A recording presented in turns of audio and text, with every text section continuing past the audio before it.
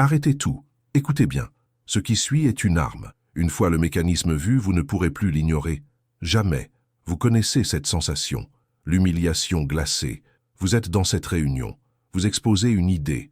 Votre voix tente de percer le brouillard de l'indifférence. Personne ne réagit. Le silence qui suit votre phrase n'est pas un silence de réflexion. C'est un vide, un mépris poli. Vous êtes devenu transparent, un fantôme à la table des décideurs, et votre contribution a été jetée aux oubliettes avant même d'avoir existé. Puis, 10 minutes plus tard, quelqu'un d'autre, avec plus de statut, plus d'arrogance, reformule votre idée avec à peine quelques mots changés. Et soudain, les têtes hochent. C'est brillant. C'est la solution. Vous restez là, la rage montant dans votre gorge, un poison que vous devez avaler. Vous avez parlé et votre parole a été dissoute. Il a parlé et sa parole a bâti la réalité. Ne vous méprenez pas. Ce n'est pas l'idée qui a gagné. C'est le statut. Imaginez cette autre scène. Ce dîner. Une pique est lancée dans votre direction déguisée en plaisanterie. Tous les regards se tournent vers vous. C'est un test. Un piège parfait. Si vous vous défendez, vous paraissez faible, incapable d'encaisser. Si vous ripostez, vous êtes agressif et sans humour. Si vous ne dites rien par peur, vous êtes une proie facile. Dans tous les cas, vous avez perdu. Ils attendent votre réaction. Ils se nourrissent de votre malaise, de votre besoin de combler ce silence tendu qu'ils ont créé pour vous piéger. Et cette négociation, cette dispute où vous sentez le pouvoir vous échapper à chaque mot que vous prononcez. Vous vous justifiez, vous expliquez, vous argumentez, vous empilez les raisons, pensant construire une forteresse, mais en réalité, vous ne faites que creuser votre propre tombe. En face, l'adversaire est calme. Il vous regarde vous débattre dans vos propres mots. Il vous écoute lui fournir toutes les munitions dont il a besoin pour vous anéantir. Chaque mot que vous ajoutez est une concession. Chaque explication est un aveu de faiblesse. Vous parlez pour exister. Vous justifiez pour survivre. Et à chaque fois, vous perdez du terrain sur le champ de bataille sociale. Vous croyez que le jeu du pouvoir se gagne avec les bons mots, les bons arguments. C'est le mensonge qu'on vous a vendu pour vous garder docile et prévisible. Le véritable pouvoir ne réside pas dans ce que vous dites, mais dans ce que vous forcez les autres à révéler par votre maîtrise de ce qu'ils craignent le plus, le silence. Mais ce que je vais vous enseigner maintenant est l'arme qui inverse cette dynamique. C'est la première loi fondamentale, la plus brutale. Le bruit cherche l'approbation. Le silence, lui, l'impose. Celui qui maîtrise le silence maîtrise la psyché de la pièce. Ce que je vais vous révéler n'est pas une simple technique, c'est la première loi de la domination psychologique, le principe du vide révélateur. Comprenez-la et vous ne serez plus jamais la proie qui se justifie. Vous deviendrez le chasseur qui observe. L'être humain a une horreur primitive du vide. La nature le déteste et la psyché humaine encore plus. Face à votre silence, dans une négociation, dans une confrontation, l'autre se sentira obligé de combler ce vide. C'est une loi, pas une suggestion. Et en le comblant, il n'y déversera pas des banalités. Non, il y déversera ses doutes, ses angoisses, ses véritables intentions. Il vous livrera la carte de ses faiblesses sans même que vous ayez à la demander. Vous ne chassez plus des mots. Vous tendez un piège pour l'âme de votre adversaire. Pensez-y. Nicolas Machiavel, le maître des ombres, l'avait compris il y a 5 siècles. Il a écrit que le prince sage parle peu, car chaque mot qu'il ne prononce pas force ses sujets et ses ennemis à imaginer la puissance de ses pensées. Le silence est le rideau derrière lequel le véritable pouvoir s'exerce. Il savait que s'expliquer, c'est déjà s'excuser. C'est avouer que votre position n'est pas assez solide pour se tenir d'elle-même. C'est une invitation au jugement. Cette sagesse a été l'arme secrète des diplomates et des chefs de guerre depuis toujours. Ils laissaient l'adversaire s'épuiser, révéler ses limites, ses peurs, ses désirs, gagnant la guerre avant même que la première bataille ne commence. Mais la manière dont vous allez l'appliquer aujourd'hui, dans vos réunions, dans vos relations, est encore plus dévastatrice. Jusqu'à présent, vous avez été un miroir parfaitement poli. Quand on vous attaque, vous reflétez l'agression. Quand on vous flatte, vous reflétez la gratitude. Quand on vous met la pression, vous reflétez l'anxiété. Vous êtes lisible, prévisible.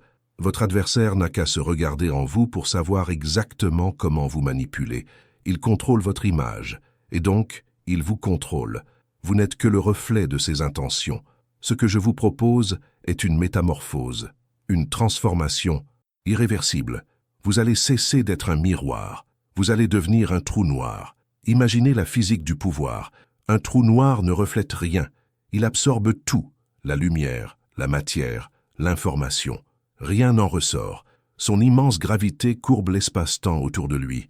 C'est ce que votre silence va devenir. Votre champ gravitationnel. Les attaques verbales, les questions pièges, les tentatives de manipulation ne rebondiront plus sur vous. Elles seront aspirées dans le vide de votre calme, sans laisser de traces, sans provoquer de réaction. Votre silence deviendra un écran blanc sur lequel les autres projetteront leurs propres fantômes. Ils ne verront pas en vous un homme faible ou incertain. Ils y verront le reflet de leurs propres insécurités. Votre calme les rendra nerveux. Votre absence de réaction les forcera à questionner la validité de leur propre attaque. Ils se battront contre une image qu'ils ont eux-mêmes créée. Vous gagnerez la bataille sans avoir porté un seul coup, en les laissant s'épuiser contre leur propre imagination. La plupart des gens pensent qu'il faut être respecté pour pouvoir se taire. La vérité est l'inverse brutal de cette croyance. C'est votre capacité à maîtriser le silence qui vous rendra respectable, puis redoutable. Imaginez cette scène. Vous entrez dans cette même pièce où l'on vous ignorait, mais cette fois, vous êtes différent. Vous ne cherchez pas à participer, vous ne cherchez pas à plaire. Vous vous asseyez et vous observez, vous écoutez. Votre présence silencieuse est une anomalie dans le script social. Le vide que vous créez devient le centre de gravité de la pièce. Les voix les plus fortes commenceront à faiblir, se demandant pourquoi vous ne réagissez pas. Les regards se tourneront vers vous, non plus par pitié, mais par inquiétude, par curiosité. Votre présence seule devient une question à laquelle ils se sentent tous obligés de répondre. Ceci est la promesse. Une fois que vous comprendrez que chaque silence est un mouvement sur l'échiquier, vous ne pourrez plus jamais revenir en arrière. Chaque conversation deviendra un jeu que vous ne subissez plus, mais que vous contrôlez. Vous ne verrez plus des blancs dans une discussion, mais des opportunités stratégiques. Vous ne pourrez plus ne pas voir. C'est irréversible. Alors voici le contrat entre vous et moi. Il n'y a pas de retour en arrière possible. Dans les minutes qui suivent, je vais vous livrer les 8 lois immuables du silence stratégique. Ce ne sont pas des conseils, ce sont des armes. Nous avons effleuré la première, le vide révélateur, mais nous allons plonger dans le bouclier de glace, l'interrogatoire inversé, la rupture de scénario et d'autres outils forgés pour la guerre psychologique. Chacune de ces lois est une pièce de l'armure, une lame dans votre arsenal. Appliquez-les et vous ne serez plus jamais interrompu. Vous ne vous justifierez plus jamais. Votre parole deviendra rare et donc précieuse comme de l'or. Mais je dois vous avertir. Si les premières lois vous rendront respecter, la 7e, elle, est différente. L'amplificateur de statut est la plus controversée, la plus impitoyable. C'est la loi qui sépare ceux qui sont simplement écoutés de ceux dont la seule présence impose une soumission silencieuse. C'est elle qui vous rendra non seulement influent, mais craint. Assurez-vous de rester jusqu'à la fin pour la recevoir. Le jeu a changé. Vos anciennes règles sont obsolètes. La véritable leçon commence. Maintenant, le jeu a changé. Vos anciennes règles sont obsolètes. La véritable leçon commence maintenant. 1. Le vide révélateur. La nature a horreur du vide. La psyché humaine encore plus. C'est une loi fondamentale. Une faille dans la programmation de vos adversaires. Une faille que vous allez exploiter sans pitié. Lorsque vous créez un silence, là où une réponse est attendue, vous ne créez pas une absence. Vous forgez un vide. Un vide qui aspire la vérité. L'interlocuteur, mal à l'aise, paniqué, par cette rupture du contrat social, se sentira obligé de le combler. Et il le comblera avec ce qu'il a de plus précieux, ses doutes, ses insécurités, ses véritables intentions. Il parlera contre lui-même. Il vous livrera les clés de sa propre cage. Le bruit cherche l'approbation. Le silence, lui, l'impose. Imaginez la scène. Une négociation. La salle est froide, impersonnelle. Votre adversaire est en face de vous, confiant, habitué à dominer par le verbe. Vous énoncez votre prix, votre seule et unique condition. Puis le silence. Pas un silence timide, un silence de pierre, un silence dense, lourd, qui pèse sur la table comme une enclume. Vous ne le regardez pas avec défi, mais avec une neutralité chirurgicale. Vos mains sont calmes, votre respiration est lente, le temps s'étire. Chaque seconde qui passe est une torture pour lui. Il commence à s'agiter, son regard fuit, il toussote, son cerveau hurle. Dis quelque chose, justifie-toi, comble ce vide. Et il craque, il commence à parler. Bon, c'est un peu élevé, mais on pourrait peut-être voir si on ajoute « c'est fini ». Il vient de vous montrer qu'il a une marge de manœuvre. Il vient de perdre. Le premier qui parle perd. C'est une loi immuable. Faites votre déclaration, puis fermez la bouche. Observez. Observez la proie se jeter dans le piège que vous n'avez même pas eu à tendre. 2. Le bouclier de glace. Une attaque verbale est une décharge d'énergie. Une provocation, une insulte, une remarque passive-agressive. Elle est conçue pour déclencher une réaction. Votre colère, votre justification, votre peur. Cette réaction est l'oxygène dont le feu de l'agresseur a besoin pour exister. Si vous ne lui donnez rien, le feu s'éteint. Votre silence n'est pas une faiblesse. C'est un bouclier de glace, impénétrable. Il absorbe l'énergie de l'attaque et la neutralise dans le néant. L'agresseur se retrouve face à son propre reflet, sa tentative d'agression rendue soudainement ridicule, pathétique. Il a crié dans un canyon et seul l'écho de sa propre stupidité lui est revenu. Pensez à ce collègue qui, en pleine réunion, vous lance une pique déguisée en question. C'est une approche intéressante, si on a du temps à perdre. Tout le monde retient son souffle, attendant votre riposte. Le script social exige que vous vous défendiez, que vous entriez dans l'arène. Ne le faites pas. Ne lui donnez pas ce plaisir. Au lieu de répondre, tournez lentement la tête vers lui. Fixez-le. Pas avec colère, sans aucune expression. Un regard vide, clinique, qui dure exactement 2 secondes. 2 secondes d'un silence absolu qui dissèque son intention et l'expose comme une tentative maladroite de gagner du statut. Puis, sans un mot, détournez le regard et continuez votre présentation comme s'il n'avait jamais existé. Vous venez de lui ôter tout son pouvoir. L'attaque, privée de sa cible, s'effondre. Vous n'avez pas seulement paré le coup, vous avez démontré qu'il n'était même pas digne d'une réponse. Absorbez le choc par le vide. Ne leur donnez rien à quoi s'accrocher. Votre impassibilité est une déclaration de supériorité. Ceci n'est que de la défense. C'est l'art de devenir intouchable. Mais la 3e loi vous apprend à transformer ce bouclier en une arme offensive. Elle vous montre comment utiliser le silence pour démanteler l'autorité de celui qui ose vous interroger. 3. L'interrogatoire inversé. Une question est une affirmation de pouvoir. Celui qui questionne mène la danse. Celui qui répond se soumet. On vous a appris à répondre poliment, rapidement, pour montrer votre compétence. C'est une erreur. C'est un piège de subalterne. Répondre immédiatement valide l'autorité du questionneur. Le silence, ici, est une rupture de cette dynamique. C'est un acte de désobéissance subtil mais dévastateur. En répondant à une question par une pause calculée, vous mettez la pression sur l'interrogateur. Vous inversez les rôles. Votre silence force l'autre à réévaluer sa propre question. Était-elle pertinente? Était-elle stupide? Était-elle agressive? Il se sent soudain exposé, jugé. C'est lui qui est maintenant sur la sellette. Votre supérieur vous convoque. Il vous jette un dossier sur le bureau. Pourquoi ce rapport est-il en retard? La question est une accusation. Il attend une excuse, une justification qui confirmera son statut de maître et le vôtre d'esclave. Ne tombez pas dans le panneau. Levez les yeux du dossier. Regardez-le droit dans les siens. Et attendez. 1, 2, 3 secondes. 3 secondes où le pouvoir flotte dans l'air, prêt à être saisi. Dans ce silence, vous ne paniquez pas. Vous analysez. Vous communiquez sans un mot. Votre question est-elle la bonne? Mérite-t-elle une réponse immédiate de ma part? Il va commencer à douter. Puis, avec un calme glacial, vous ne répondez pas. Vous recadrez. Vous voulez dire, pourquoi la section sur l'analyse des risques a-t-elle nécessité 3 jours supplémentaires pour garantir une précision absolue? Vous voyez le pouvoir de cette manœuvre? Vous n'avez pas répondu. Vous avez pris le contrôle du cadre. Vous avez transformé son accusation en une discussion sur votre rigueur professionnelle. Laissez leurs questions flotter dans l'air. Forcez-les à se justifier d'avoir osé vous questionner. 4. La gravité de la présence. Le pouvoir, comme toute ressource, est régi par la loi de l'offre et de la demande. La rareté crée la valeur. Vos mots ne font pas exception. Celui qui parle sans cesse, qui commente tout, qui donne son avis sur chaque sujet, dévalue sa propre parole. Ces mots deviennent un bruit de fond, une commodité sans valeur, prévisible, ignorable.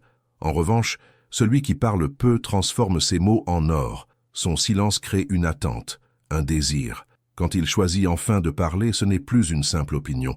C'est un événement. Chaque syllabe est pesée. Chaque phrase est écoutée avec une attention religieuse, car on sait qu'elle est rare et donc précieuse. Votre silence n'est pas une absence. C'est la construction d'un piédestal pour vos futures paroles. Visualisez cette réunion de brainstorming. C'est le chaos. Les idées fusent, les voix s'élèvent, chacun se bat pour l'attention. C'est une foire d'empoigne verbale. Vous êtes en retrait, silencieux. Vous n'êtes pas passif. Vous êtes un prédateur qui observe. Vous écoutez. Vous analysez les dynamiques, les idées faibles, les égos. Vous laissez les autres s'épuiser, se contredire. Votre silence vous rend presque invisible, mais il crée une tension. On commence à vous jeter des regards. Pourquoi ne dit-il rien? À quoi pense-t-il? Puis, au moment où la conversation s'enlise, au point de rupture, vous prenez la parole. Votre voix est calme, posée. Vous ne donnez pas une autre idée. Vous posez la seule question qui compte, celle qui synthétise tout le débat et expose la faille centrale. Ou vous formulez en une phrase la conclusion vers laquelle tout le monde tendait sans pouvoir la voir. La pièce se tait instantanément. Votre seule intervention a plus d'impact que 30 minutes de bruit. Vous n'avez pas participé au chaos. Vous l'avez transcendé. Parlez en dernier ou ne parlez pas du tout. Devenez un économiste de la parole. 5. La rupture de scénario. Chaque interaction humaine est une pièce de théâtre avec un script non écrit. Le manipulateur essaie de vous faire sentir coupable, et le script veut que vous vous défendiez. L'intimidateur cherche à vous faire peur, et le script veut que vous vous soumettiez. Les gens fonctionnent sur des schémas prévisibles. Ils appuient sur un bouton et attendent une réaction spécifique. Le silence est le bouton panique. C'est un glitch dans leur matrice. C'est l'acteur qui refuse de dire sa réplique. En refusant de suivre le script qu'on vous impose, vous le brisez. L'autre se retrouve seul sur scène, sans son texte, sa stratégie révélée et son pouvoir anéanti. Il est déstabilisé, confus, forcé d'improviser. Et dans l'improvisation, il révélera sa vraie nature. Un proche tente de vous manipuler par l'émotion. Après tout ce que j'ai fait pour toi, tu me fais ça? C'est un piège grossier. Le script est simple. Vous devez vous sentir coupable et céder. Votre réaction attendue est « Non, bien sûr que non, je suis désolé, ce n'est pas ce que je voulais dire. » Ne le faites pas. Ne prononcez pas un mot. Regardez la personne. Pas avec mépris, mais avec une curiosité détachée. Votre silence crie « Je vois ton jeu. Je vois le script et je refuse de le jouer. » Le manipulateur va insister, augmenter le volume de son chantage émotionnel, mais ses mots se heurteront à un mur. Il n'obtient pas la réaction dont son scénario a besoin pour continuer. Son plan s'effondre en direct. Il est forcé de battre en retraite ou d'exposer sa manipulation au grand jour. Vous gagnez sans avoir livré bataille. Vous gagnez en refusant simplement d'entrer dans l'arène. Refusez de jouer le rôle qu'on vous a assigné. Votre silence est un acte de rébellion. Il déclare « Vos règles ne s'appliquent pas à moi. Vous tenez maintenant 5 lames. Le vide, le bouclier, l'interrogatoire, la gravité, la rupture. Ce sont des outils puissants, forgés pour démanteler les stratégies de vos adversaires et vous donner le contrôle dans les escarmouches quotidiennes. Maîtrisez-les et vous ne serez plus jamais la victime. Mais comprenez bien ceci, ce ne sont que les armes du soldat. Les lois qui suivent, elles, sont les instruments du général. Si vous avez trouvé ces techniques puissantes, sachez qu'elles ne sont qu'une préparation. La 6e loi vous apprendra à gérer l'économie de votre pouvoir. Mais c'est la 7e, l'amplificateur de statut, qui change la nature même du jeu. C'est elle qui vous fera passer de respecté à craint. C'est elle que les véritables maîtres utilisent pour dominer les empires silencieusement. La survie est assurée. La domination est à venir. Continuez. La 6e loi est celle de l'économie du pouvoir. Comprenez ceci. Chaque mot que vous prononcez est une dépense. C'est une fraction de votre autorité que vous cédez, un morceau de votre mystère que vous offrez au monde. Le parleur invétéré est un homme pauvre. Il dilapide son influence à chaque phrase, cherchant désespérément la validation dans le regard des autres. Il est un livre ouvert, facile à lire, facile à anticiper, et donc facile à détruire. La rareté crée la valeur. C'est une loi fondamentale de l'univers, et elle s'applique à vos paroles plus qu'à toute autre chose. Pensez à votre énergie comme à une réserve d'eau en plein désert. Chaque justification, chaque explication superflue, chaque mot pour combler un silence gênant est une fuite dans votre gourde. Pendant ce temps, votre adversaire silencieux observe votre réserve se vider. Il vous laisse vous épuiser. Il attend. Pourquoi donner 3 raisons quand une seule, énoncée avec le poids du silence, suffit? En donnant 3 raisons, vous offrez 3 cibles.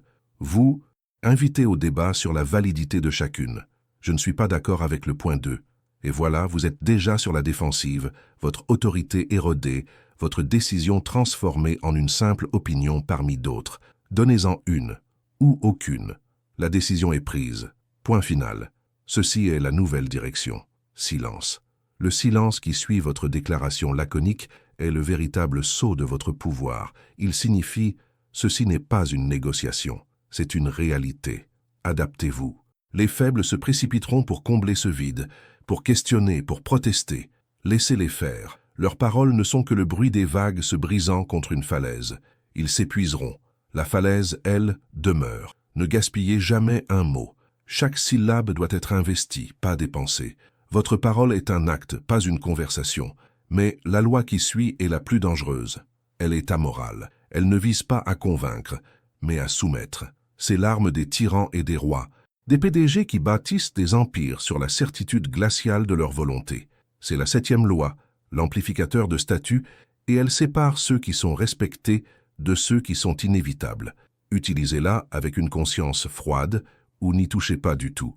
La 7e loi est l'amplificateur de statut. Elle repose sur une vérité brutale de la psyché humaine. Nous sommes des animaux de meute. Notre cerveau reptilien est programmé pour identifier l'alpha, le dominant, et s'y soumettre pour survivre. Et le comportement le plus fondamental de l'alpha n'est pas la force brute mais l'économie d'effort. Le dominant n'a pas besoin de se justifier. Son droit est une évidence. Son existence est l'autorité. En adoptant le silence du dominant, vous piratez ce logiciel ancestral dans le cerveau de ceux qui vous entourent. Imaginez la scène. Un subalterne, plein d'une confiance mal placée, conteste ouvertement votre méthode devant l'équipe. Je pense que nous devrions faire autrement. Votre approche est risquée. Le chef faible va immédiatement se défendre. Il va argumenter, sortir des chiffres, tenter de prouver sa légitimité. Il a déjà perdu. En acceptant le débat, il a placé le subalterne à son niveau. Il a transformé une hiérarchie en une discussion de café. Il a admis que son autorité était sujette à opinion. Le maître, lui, fait autre chose. Il écoute la contestation. Puis il laisse un silence s'installer. Un silence de 2, peut-être 3 secondes. Ce n'est pas un silence vide. C'est un silence lourd. Un silence qui absorbe tout l'oxygène de la pièce. Dans ces 3 secondes, tout le monde retient son souffle. Le subalterne sent soudain le sol se dérober sous ses pieds. Puis le maître le regarde, non pas avec colère, mais avec une neutralité qui frôle l'indifférence, et dit d'une voix calme « J'ai noté votre opinion. Nous continuons comme prévu. » Et il passe au point suivant de l'ordre du jour. Voyez-vous la puissance chirurgicale de cet acte?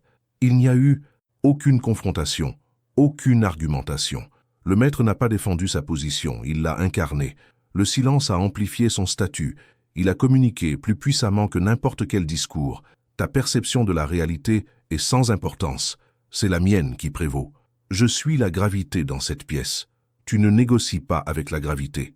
Ce n'est pas une question d'être légitime. C'est une question d'être perçu comme inévitable. Agissez comme si votre autorité était une loi de la nature, et les autres n'auront d'autre choix que de s'y plier. C'est une technique controversée car elle frôle la tyrannie psychologique. Elle ne crée pas de consensus, elle impose une réalité. C'est le pouvoir à l'état pur, dépouillé de toute courtoisie. Vous ne serez pas forcément aimé, mais vous serez obéi. Vous deviendrez une force à laquelle on ne s'oppose pas. On la contourne, on la fuit, mais on ne l'affronte jamais de face. C'est un choix. La plupart n'auront jamais le courage de l'appliquer. Mais vous n'êtes pas comme la plupart des gens, n'est-ce pas? Vous êtes ici parce que vous cherchez les clés du pouvoir véritable, pas des platitudes pour vous sentir bien. La 8e loi est encore plus subtile. Si la 7e était une massue, la 8e est un scalpel. La 8e loi est le piège de la projection. C'est la manœuvre la plus avancée de l'arsenal du silence. Elle consiste à transformer la psyché de votre adversaire en votre arme la plus puissante. L'esprit humain déteste l'incertitude.